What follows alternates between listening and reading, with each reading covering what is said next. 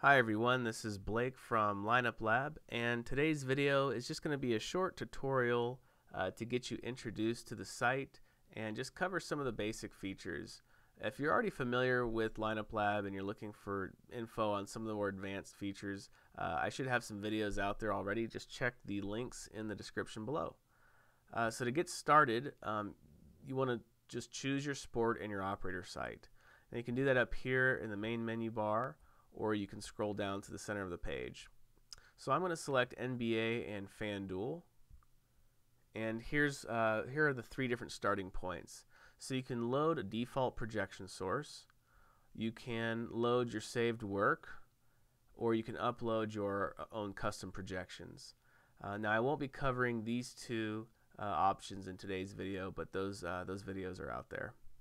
So go ahead and hit select on load a projection source. And here we are at the main app.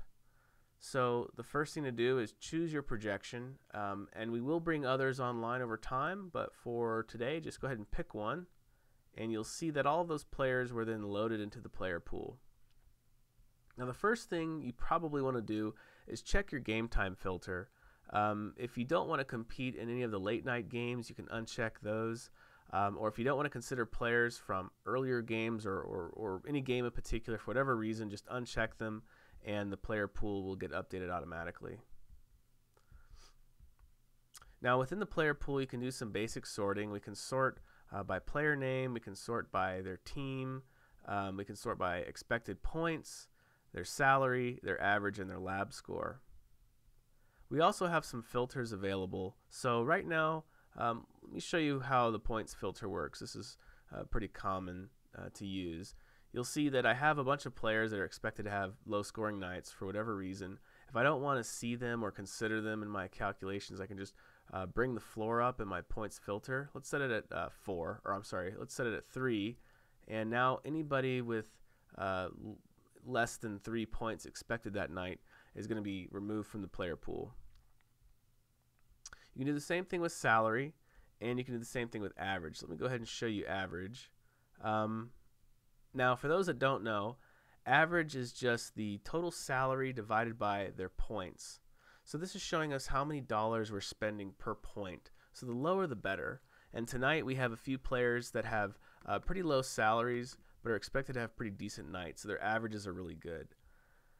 So if I wanted to remove players with bad averages, I can just drag the ceiling down a little bit, and you'll see that table gets updated automatically as I drag this filter. Now let's go ahead and actually calculate. I'm going to sort by lab score. Now lab score is a metric that we developed in-house, and it's similar to average, but it weights the points a little heavier, and just in our testing it gave us better results over time, and I'm a big fan of it. So go ahead and you can add players individually by clicking the plus button here. So if you're doing research and you have some choices narrowed down to a few players that you're interested in, you can add them individually. You can also just click add all, and that will add all of the players to your selected player table. And you can do the same thing with remove all. So I'm going to go ahead and add all players. Now a few things you can do from here is if you want to lock players, you can just check the box here and it will force that player to appear in every result. You can also edit their points. So if I think Al is going to have a bigger night, I can go ahead and make that change. And also, if you want to control how many results you see, you can drag the number of results down. If you only want to see 5 or 10 results, and if you want to drag it up, currently the most that we support is 200 results, and we may be changing that over time. So for today, let me just go ahead and select 50. And before we calculate, there's a few other things on the page you might see. I'm not going to cover in too much detail. I'll talk about them briefly, but the limits field limits how many times this player appears in the results. I'll show you an example. And then you can also change your variance.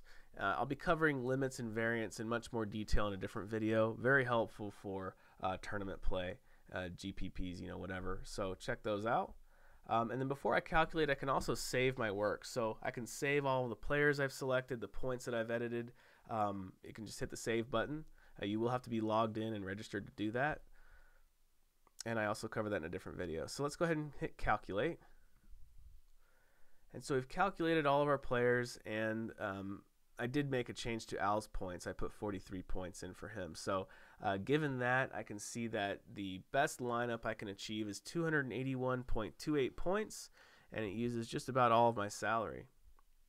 Now, let me just make sure I got 50 results here. And I did. So I have all 50 results in front of me. There's a few things I can do. I can go back and click calculate again. So if Al, I edited his points, so he's got a lot of points and a pretty decent salary. So he's appearing in all of my results. So if I want Al Horford to be limited in my results, I can click calculate again, go back, and I can go into the limits field and just put a number here. So if I only want to see him in 1 or 2 results, I can put the number 1 or 2 here and then recalculate, and then he'll only appear in one result if that's the number I put in. And again, I cover that in more detail in a different video. So that's the purpose of having the calculate again button. You can go back, make some changes, lock players, do whatever you need to do.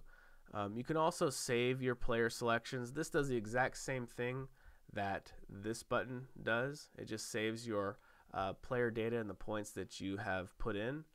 And then finally, you can download your results. So if I want to download this, just click there and it will download a CSV file, and you can open that up with Excel, and this is the format you will get. You have your results and each player for that resulting lineup, and as well as the totals for that lineup. So you can save that, take it with you to Fanduel or wherever. And that's about it for this video. Again, just a basic video to get you introduced.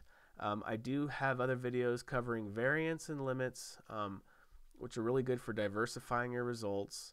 I have another video for managing and saving your data, as well as a video for uploading your custom projections.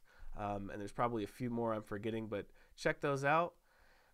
Good luck, and if Lineup Lab helps you out, all I ask is that you follow us or make some noise on Twitter. We really appreciate it. Other than that, good luck and take care.